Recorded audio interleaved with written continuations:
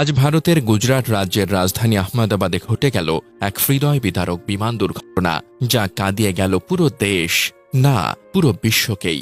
বিমানটি প্রায় 11 বছর পুরনো এবং 2014 সালে এয়ার ইন্ডিয়ায় যুক্ত হয়েছিল। এই বিমানটি ছিল এয়ার ইন্ডিয়ার বোয়িং 787-8 ড্রিমলাইনার, ফ্লাইট নম্বর AI-171। যাত্রা করছিল আহমেদাবাদ থেকে যুক্তরাজ্যের লন্ডন গ্যাটউইক বিমানবন্দরের উদ্দেশ্যে। যাত্রা শুরুর কিছু সময় পরই পাইলট বিপদের আঁচ পান এবং এয়ার ট্রাফিক কন্ট্রোলে মেইডে কল দেন, যা আন্তর্জাতিকভাবে চূড়ান্ত জরুরি সাহায্যের সংকেত হিসেবে বিবেচিত হয়।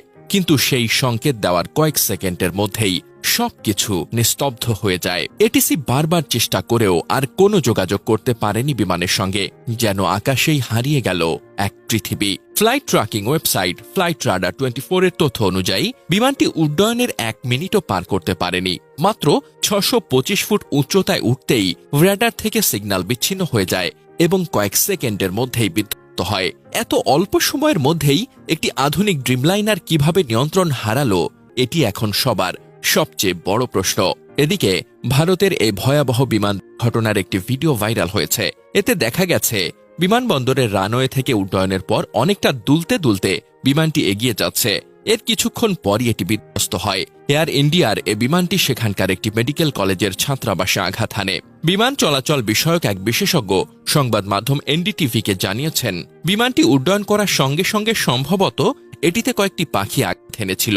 এতে করে পূর্ণ উড্ডয়নের জন্য যে পরিমাণ শক্তির প্রয়োজন ছিল, বিমানটি সেটি হারিয়ে ফেলেছিল। ফলে সর্বোচ্চ চেষ্টা করেও বিমানটি আর ওপরের দিকে নিতে পারেননি পাইলট। সাবেক ক্যাপ্টেন সৌরভ ভাটনাগার নামের এ বিশেষজ্ঞ বলছেন, প্রথমত মনে হচ্ছে একাধিক পাখির ধাক্কায় দুটি ইঞ্জিনই বিকল হয়ে যায়। উড্ডয়নটি নিখুঁত ছিল, কিন্তু ল্যান্ডিং গিয়ারটি উপরে তোলার আগেই বিমানটি নিচে নামা শুরু করে। এমনটি সাধারণত হয় যখন ইঞ্জিন বিকল হয়ে যায় অথবা বিমান আকাশে থাকার সামর্থ্য হারিয়ে ফেলে। তদন্তে আসল কারণ বেরিয়ে আসবে। তিনি আরো বলেন, ভিডিওতে দেখা যাচ্ছে উড্ডয়নটি বেশ সুন্দরভাবেই হয়েছিল। এছাড়া বিমানটিও নিয়ন্ত্রিতভাবে নিচে নেমে আসে। পাইলট মেডে কল করেছিলেন, যার অর্থ ওই সময় জরুরি পরিস্থিতির সৃষ্টি হয়েছিল। বিধ্বস্ত বিমানটিতে থাকা যাত্রীদের বিস্তারিত তথ্য প্রকাশ করেছে এয়ার ইন্ডিয়া।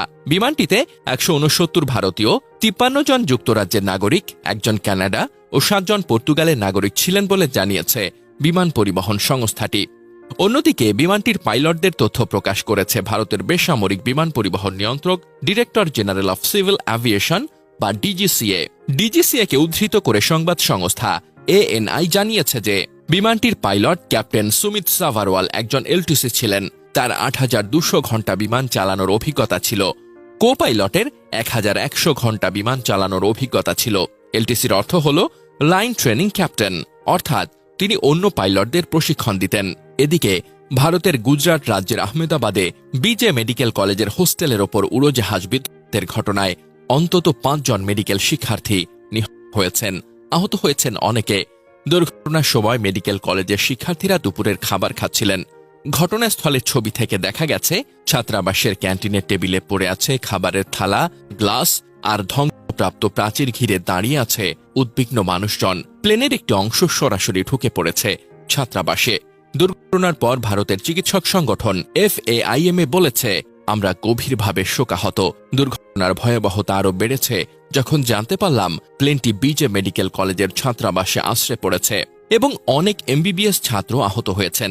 আমরা পরিস্থিতি নিবিড়ভাবে পর্যবেক্ষণ করছি এবং যে কোনো সহায়তা দিতে প্রস্তুত। এখন পর্যন্ত হতাহতের সঠিক সংখ্যা ও পরিচয় নিশ্চিত হওয়া যায়নি। ঘটনাস্থলে তল্লাশি ও উদ্ধার কাজ চালিয়ে যাচ্ছে প্রশাসন। আহতদের স্থানীয় হাসপাতালে ভর্তি করা হয়েছে। ঘটনাস্থলে সেনা, দমকল এবং মেডিকেল টিম কাজ করছে।